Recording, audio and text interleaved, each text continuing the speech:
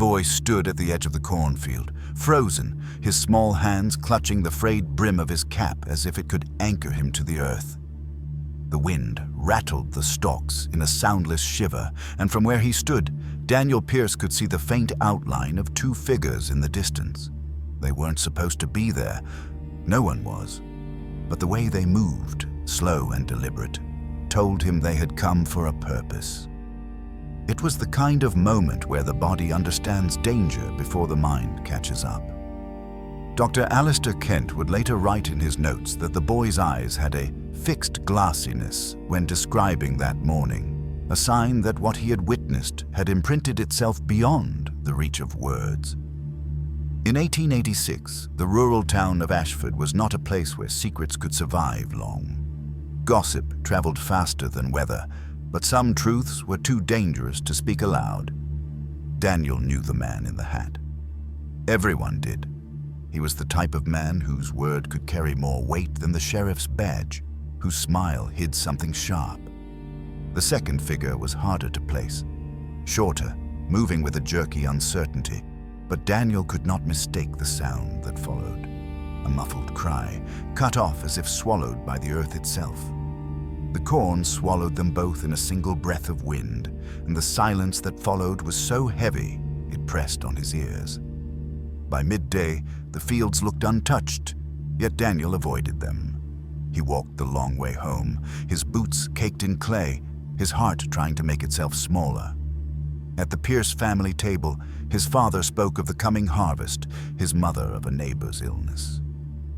Daniel ate without tasting. Every sound in the house stretched thin over the memory of what he had seen.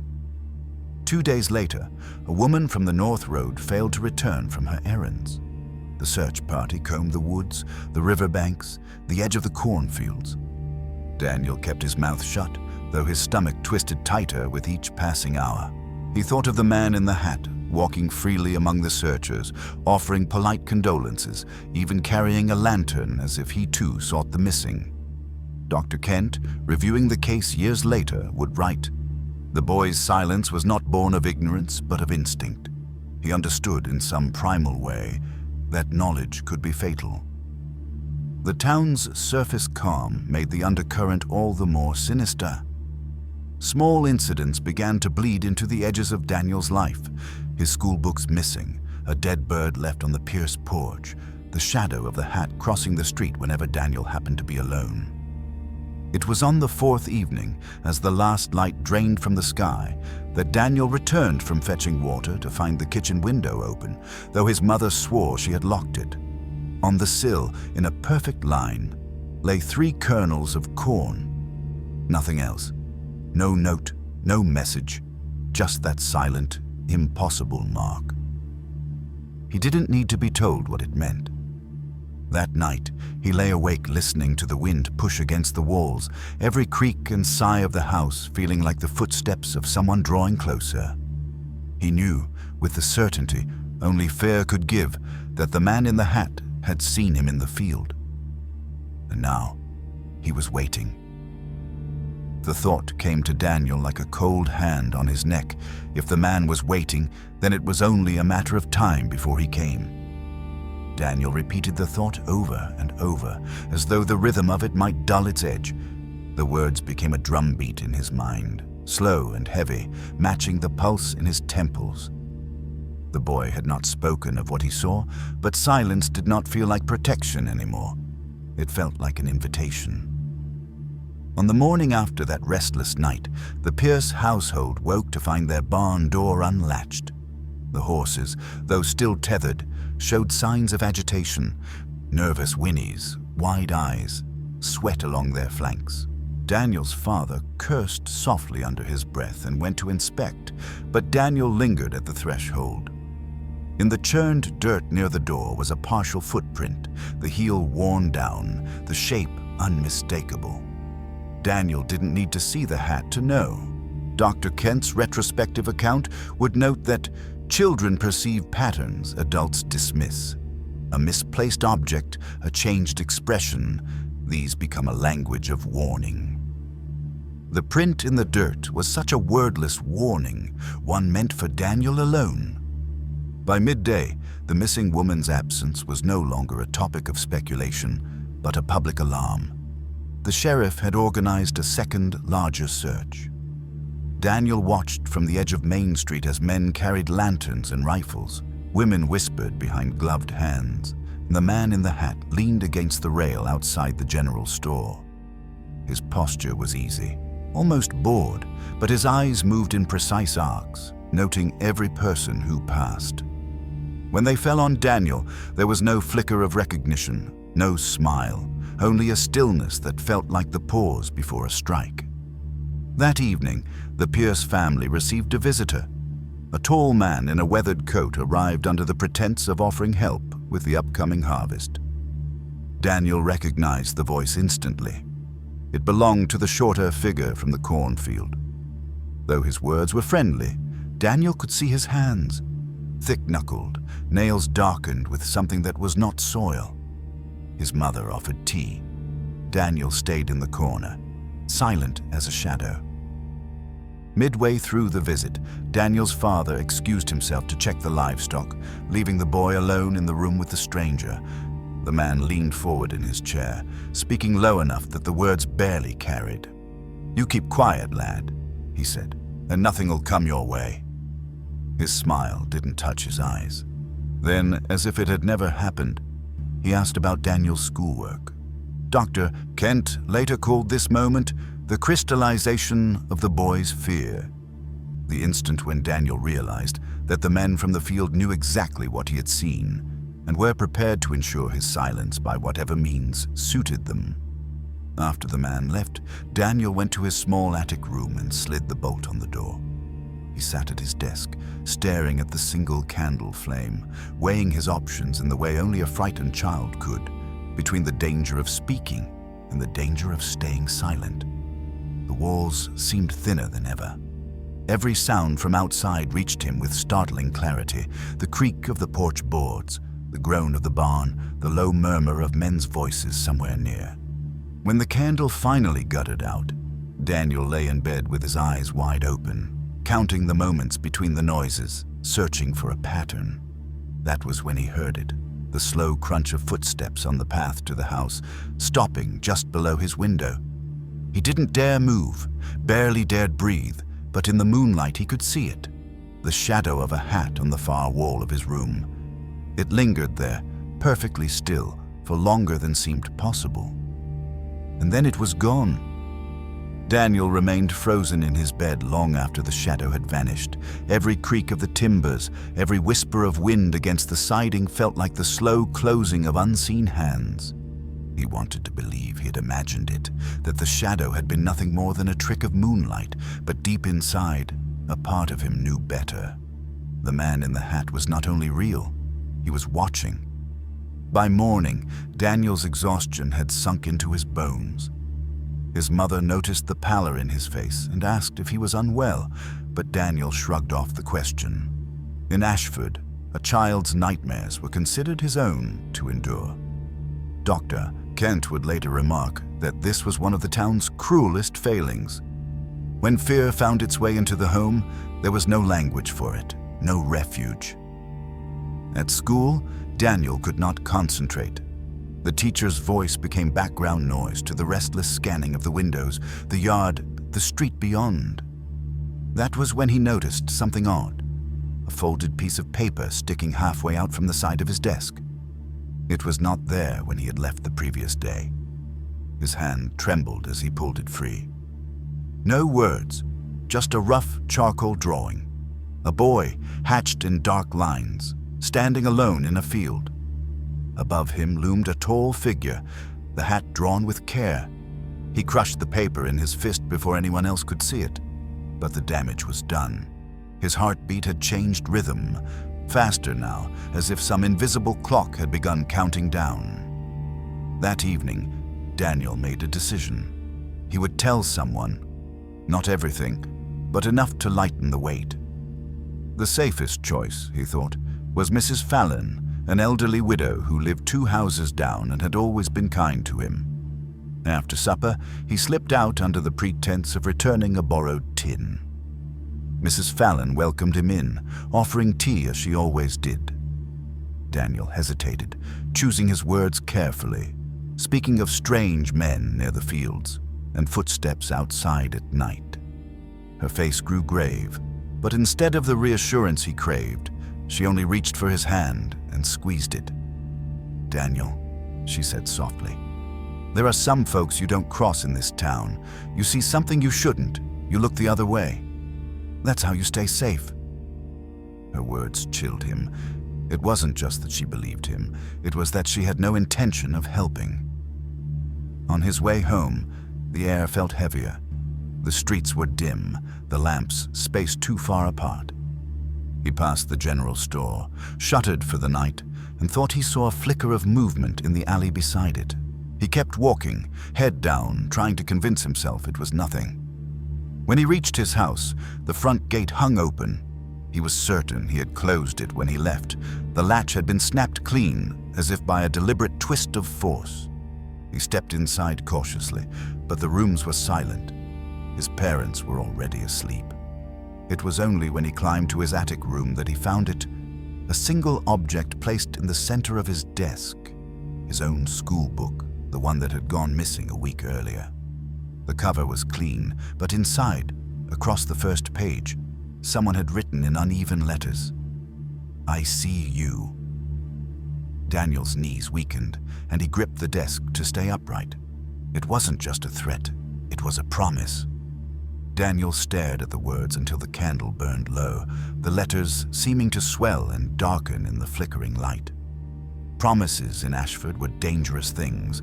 A man could promise protection with one hand and deliver ruin with the other. This one felt different.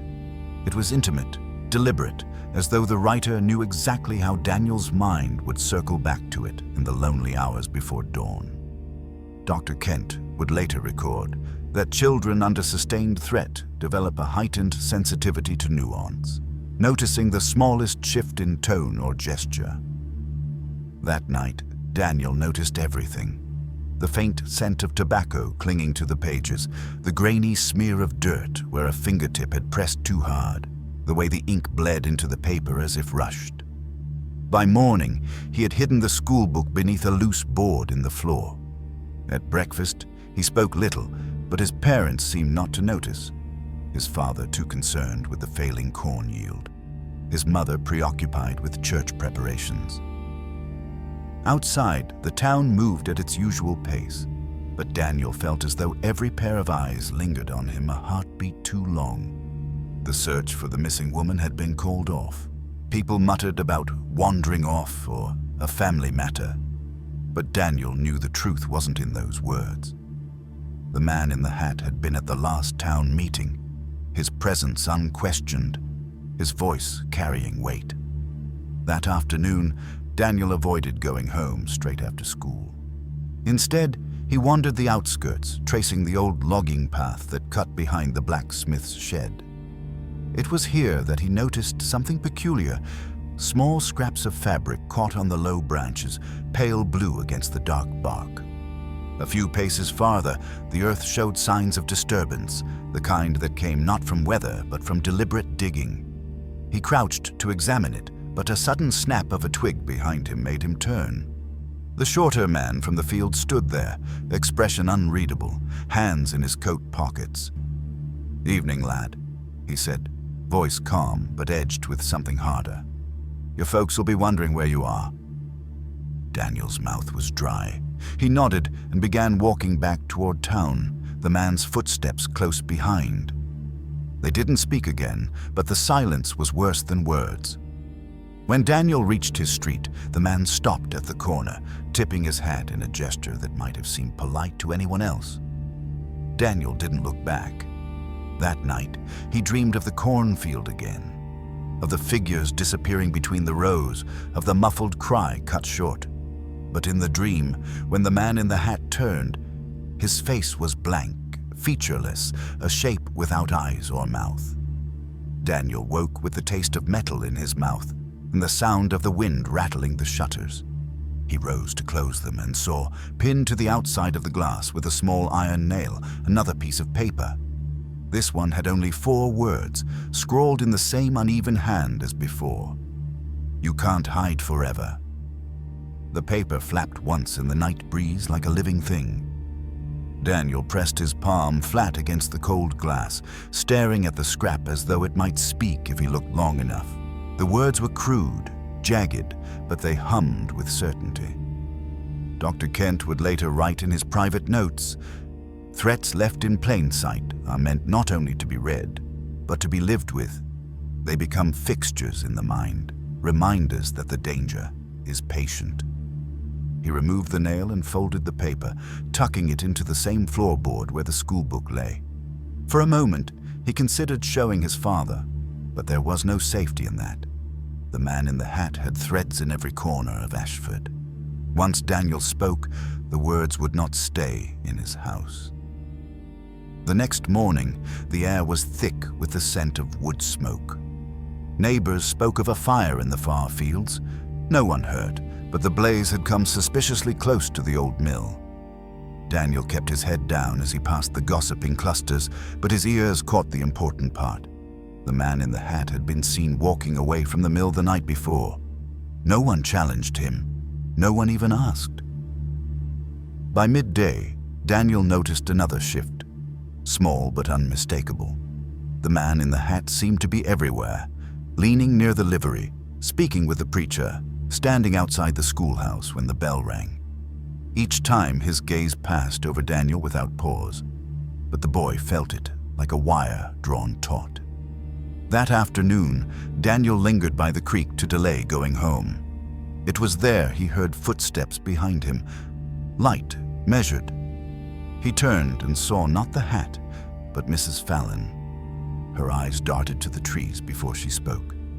"You must stop wandering alone," she whispered. "It's not safe."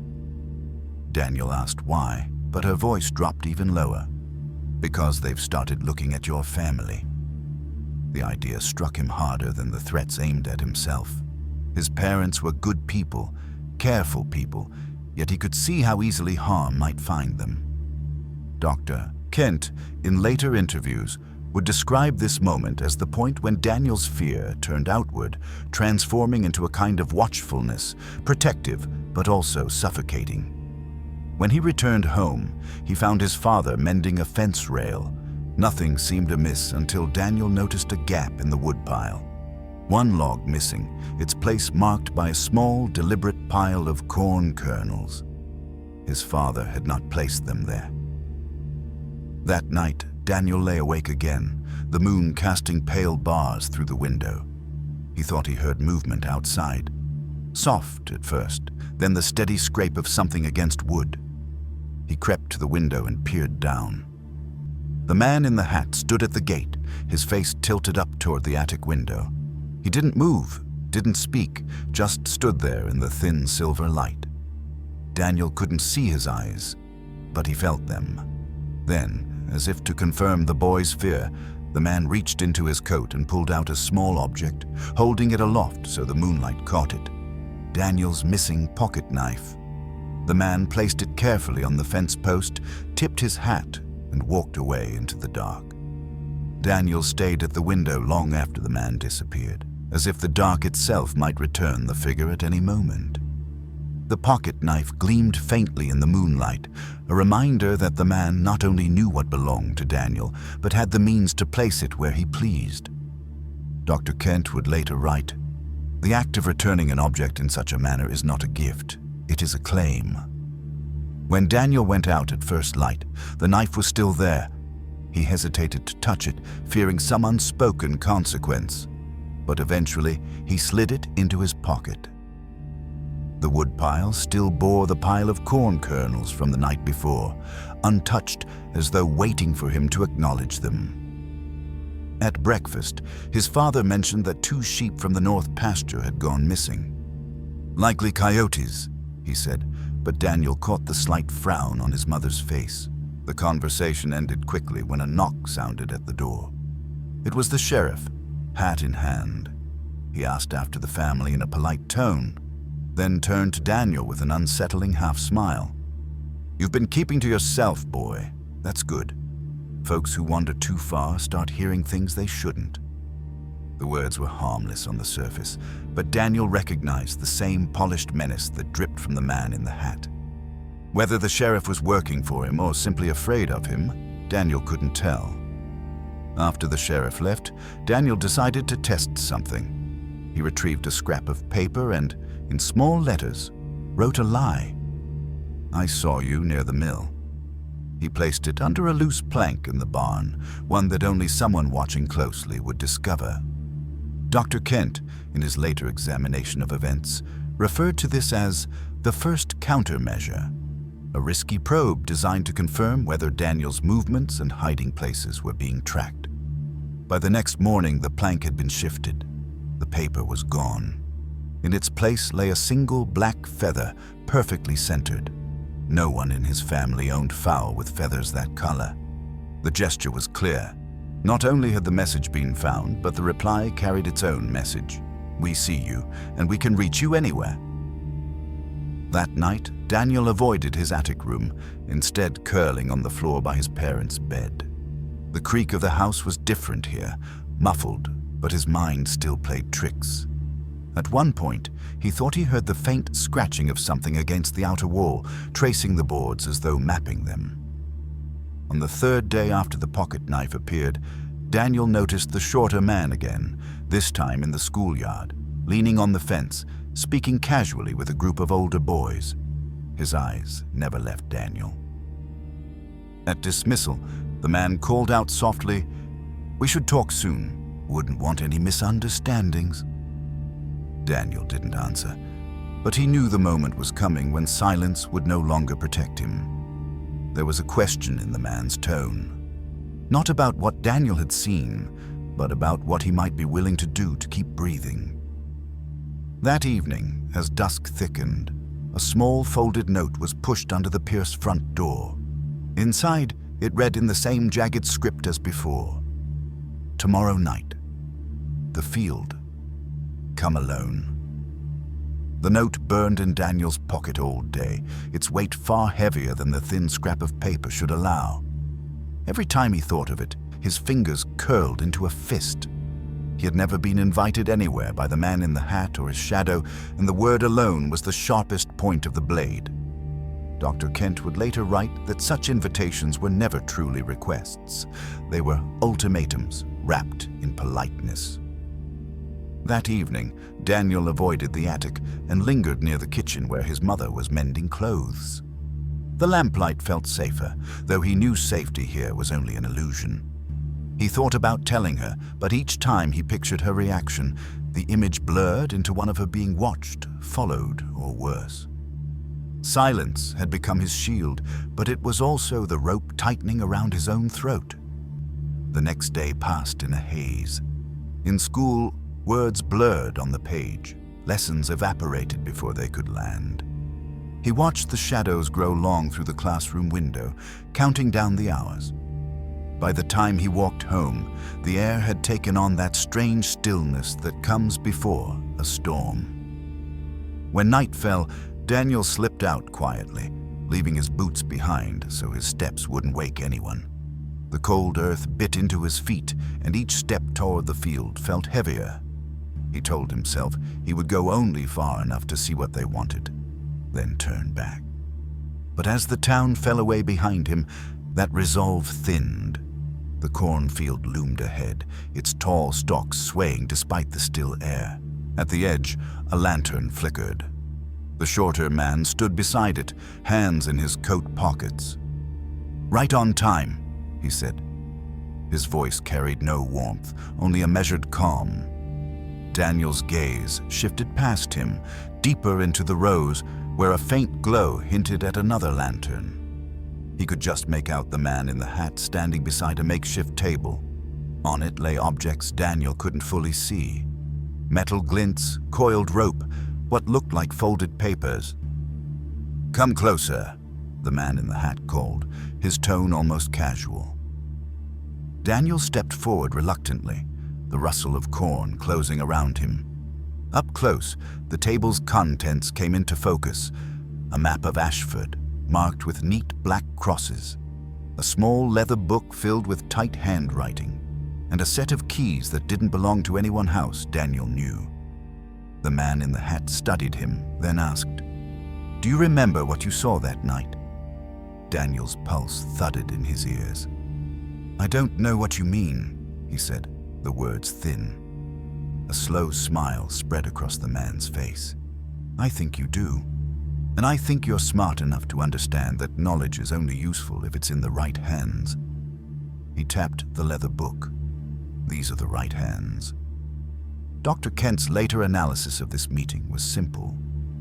They were grooming him, not merely to silence him, but to fold him into their circle, to make him complicit. The man in the hat slid something across the table, a brass key, old but polished. "If you want your family safe, you'll take this. You'll keep it hidden, and when I tell you, you'll use it."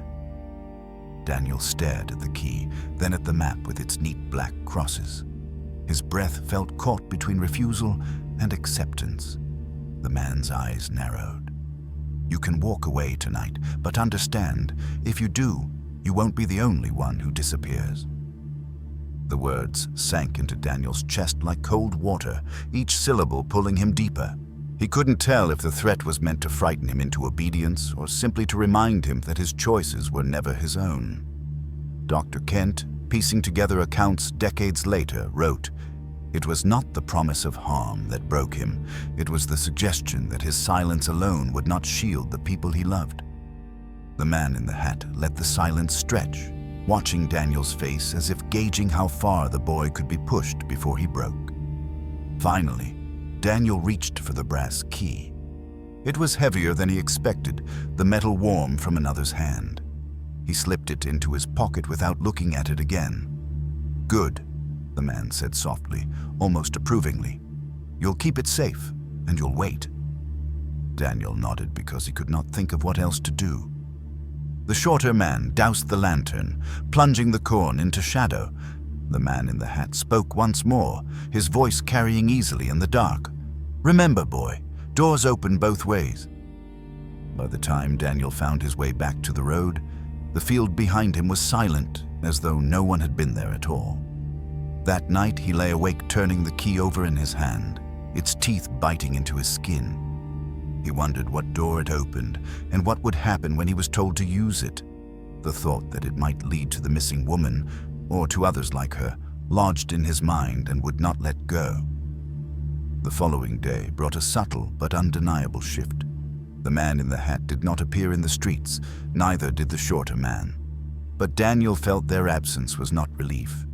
It was a calculation.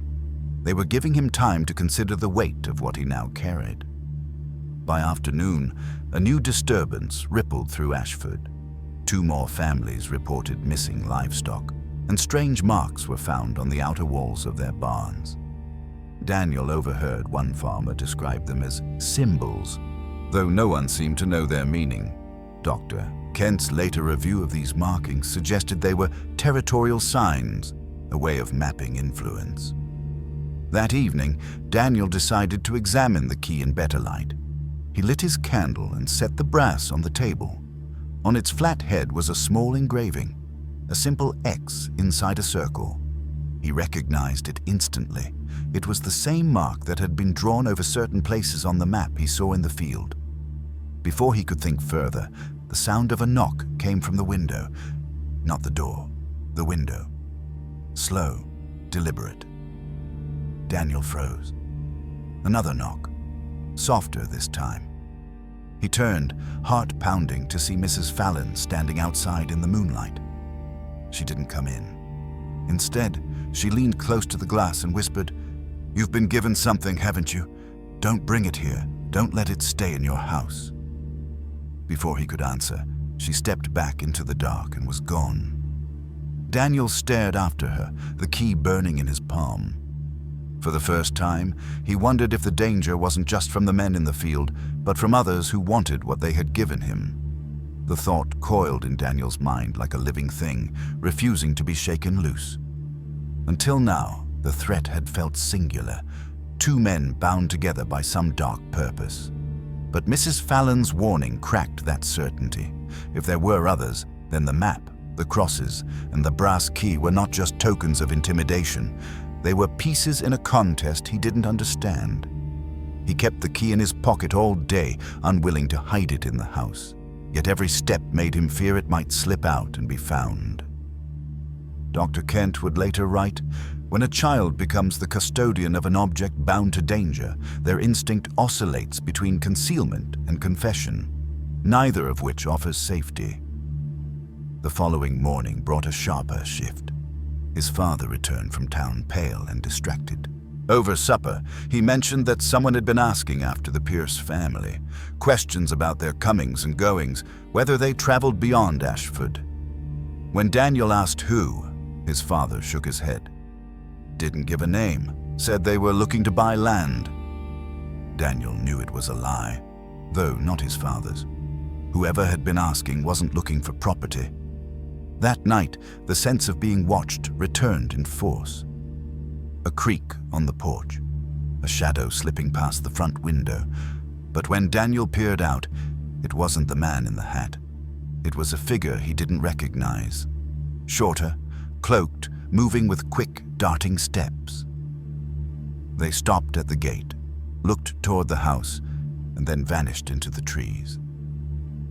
The next day at school, Mrs. Fallon was gone. No explanation, no farewell.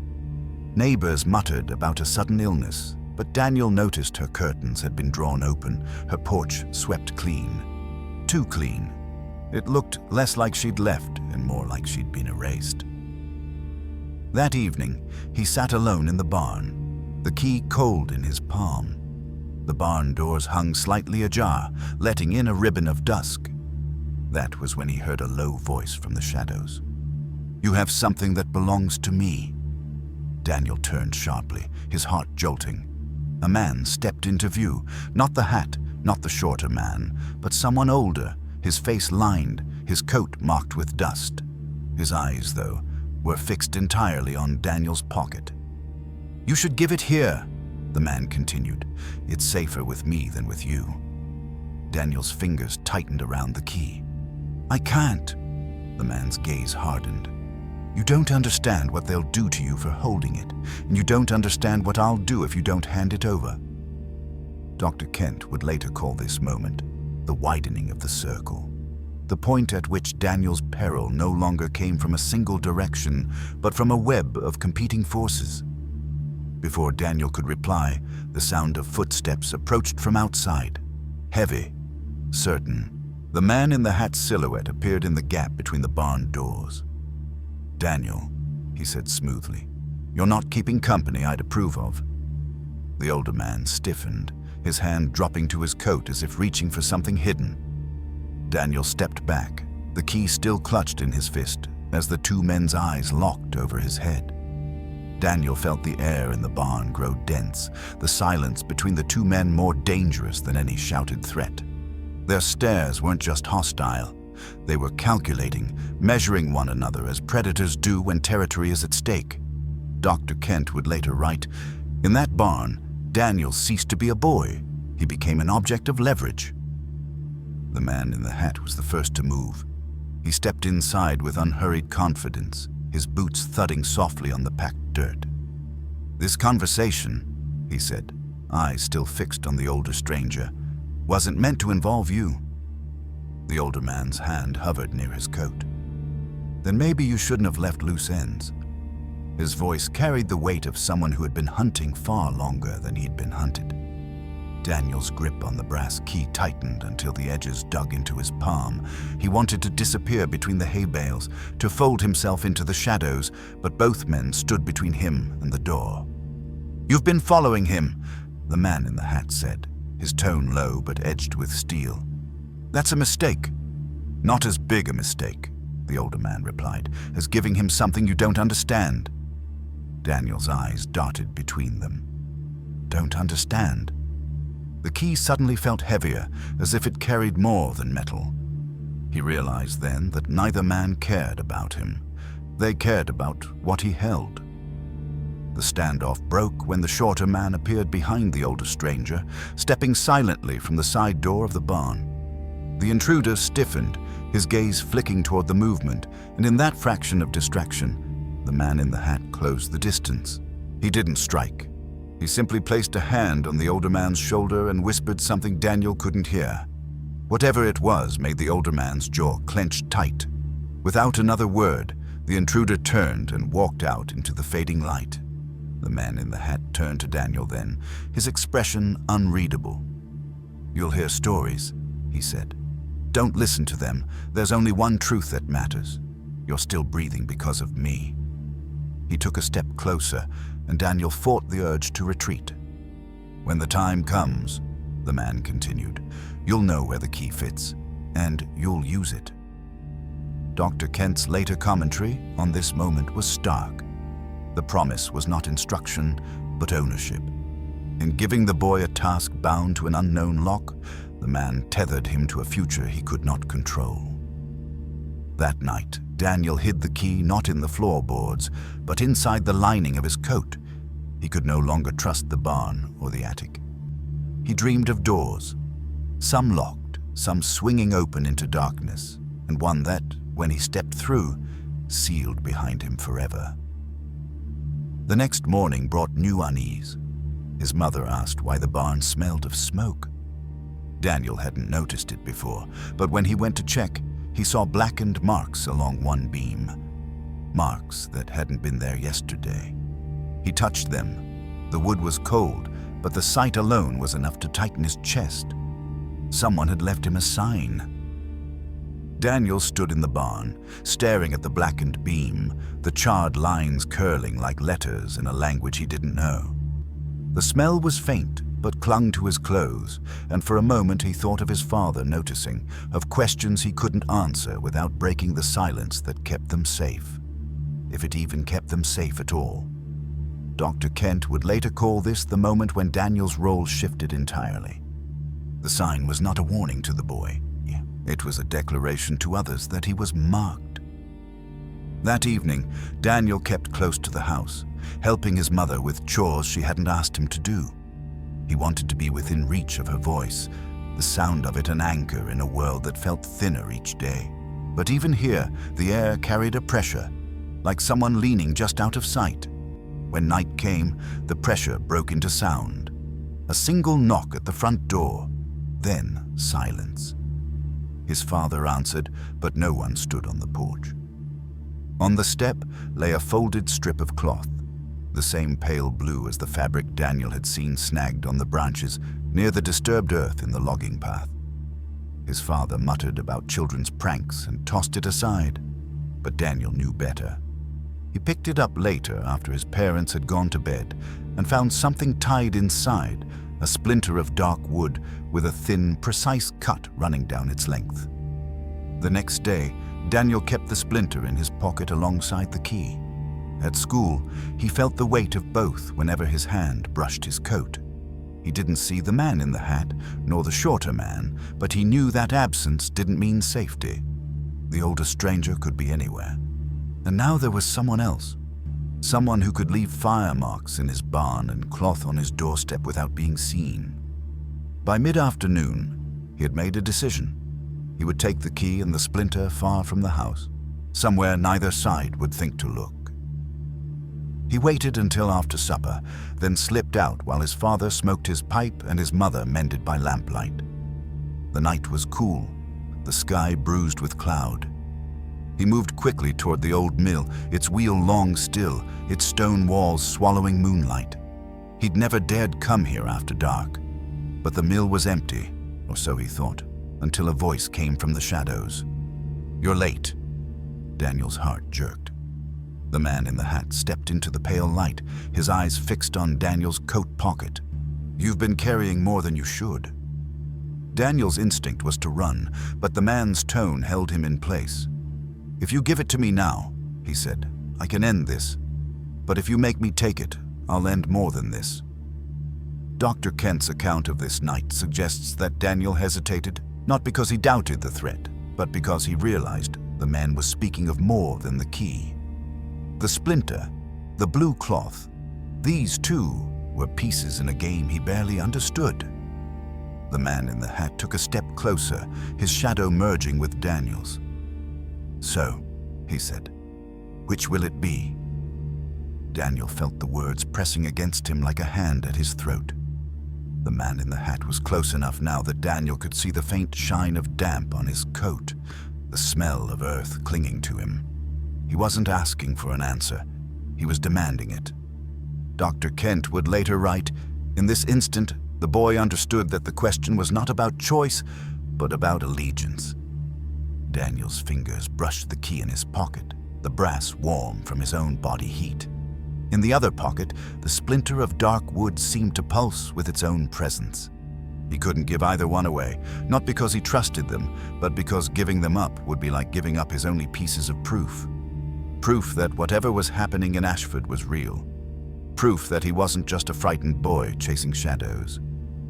"I don't have it," he said, the lie quick but fragile. The man in the hat's gaze didn't waver. "You think you can keep something from me?" He stepped forward, his voice dropping lower. "I let you walk after the field. I let you walk after the barn. Do you really think there's a third time?" From the far side of the mill, another sound broke the tension, the crunch of boots on gravel. A second figure emerged, and Daniel's breath caught. It was the older stranger from the barn, the one who had wanted the key for himself. "Looks like I'm right on time," the man said, his tone flat. His eyes flicked to Daniel, then locked on the man in the hat. The two men squared off, the air between them thick with unspoken history. Daniel stepped back, but the mill wall was already at his shoulders. The older man spoke first. "You've kept him close, but you've kept him ignorant. That's a mistake." The man in the hat gave a thin smile. "And you think you'll do better?" Neither moved, but their voices cut through the dark like blades. Daniel realized they were speaking over him, each staking a claim, not to protect him, but to use him. Dr. Kent would later call this the collision point, where opposing predators meet not to destroy each other, but to determine who will control the prey. The older man took a step forward, toward Daniel. "You don't have to choose him," he said quietly. "You give me what you're holding, and I'll make sure they never touch your family again." Daniel's pulse pounded in his ears. He could feel both men waiting, the silence between their words as dangerous as their threats. Then, from somewhere beyond the mill, came another voice, higher, urgent. "Daniel, run!" It was Mrs. Fallon. Both men turned toward the sound, and in that heartbeat of distraction, Daniel pushed past them, sprinting into the dark. Behind him, shouts erupted, and the pounding of feet followed. Daniel's legs carried him faster than his mind could think, the ground a blur beneath his bare feet. The mill fell away behind him, swallowed by the night, but the voices and the thunder of pursuit stayed close.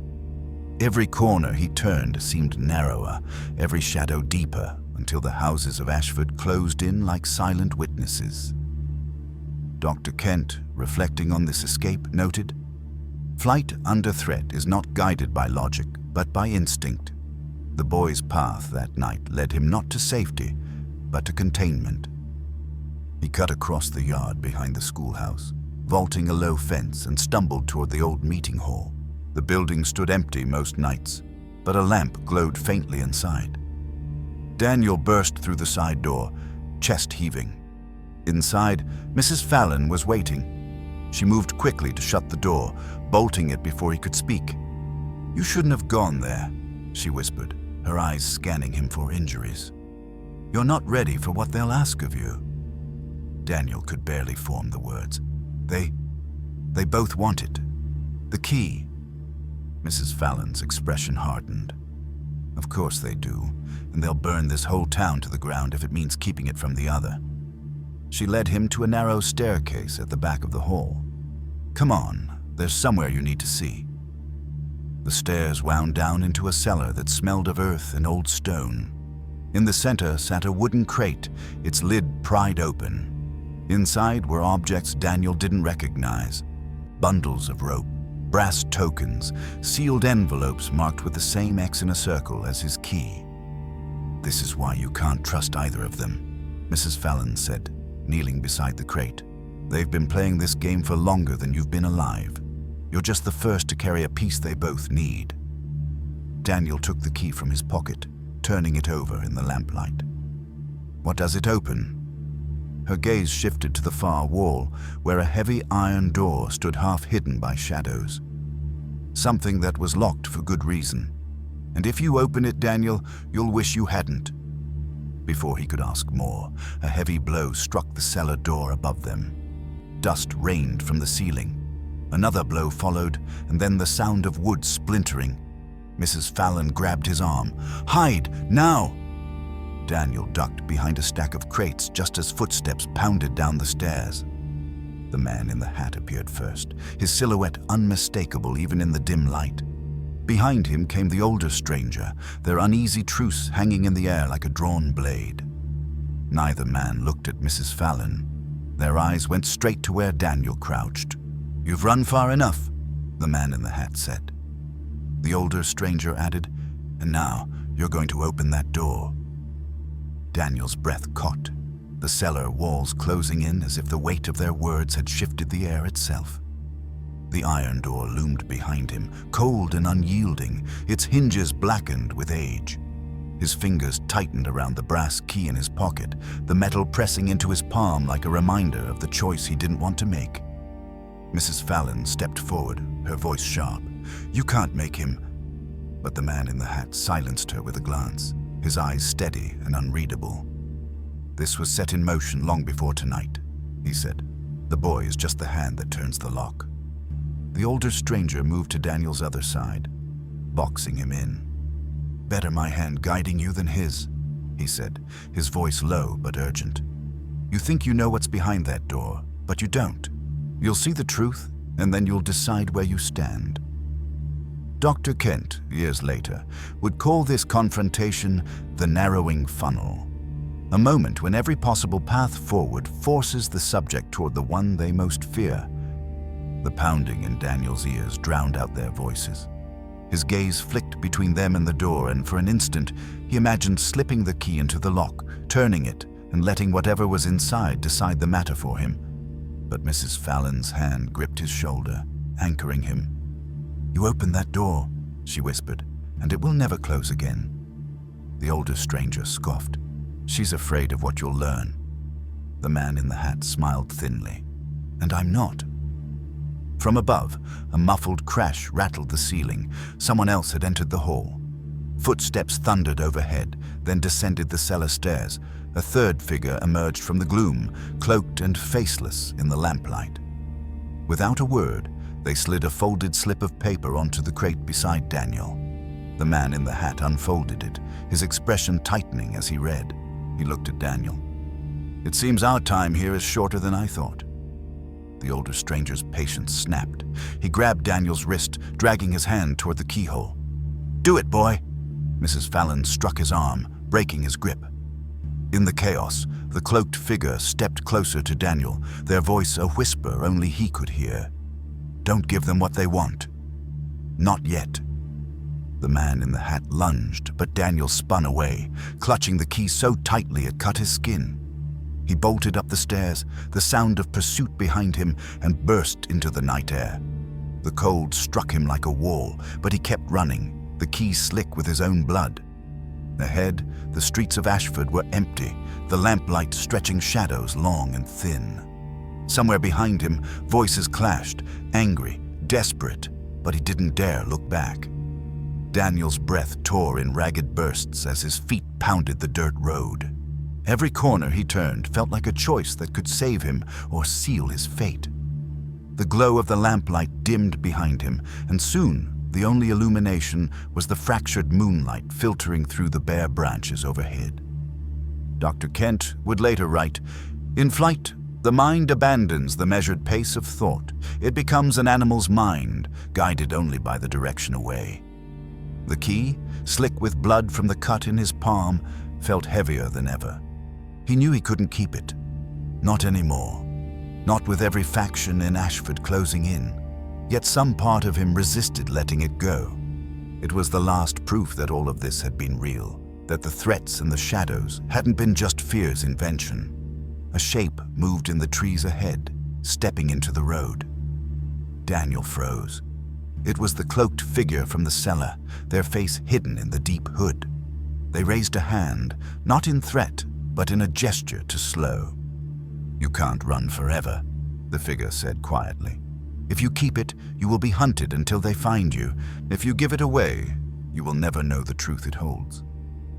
"I don't want the truth," Daniel said, his voice shaking. "I just want this to end." The figure stepped closer, lowering their voice further. "Then bury it where none of them can reach it.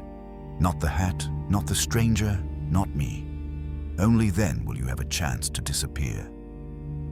Before Daniel could answer, the distant shouts grew louder, multiple voices now, echoing off the buildings. He turned and saw the silhouettes of pursuit fanning out across the street. The figure glanced toward the noise and pressed something into Daniel's hand, a folded scrap of paper. "When you're ready," they whispered, "follow what's written here.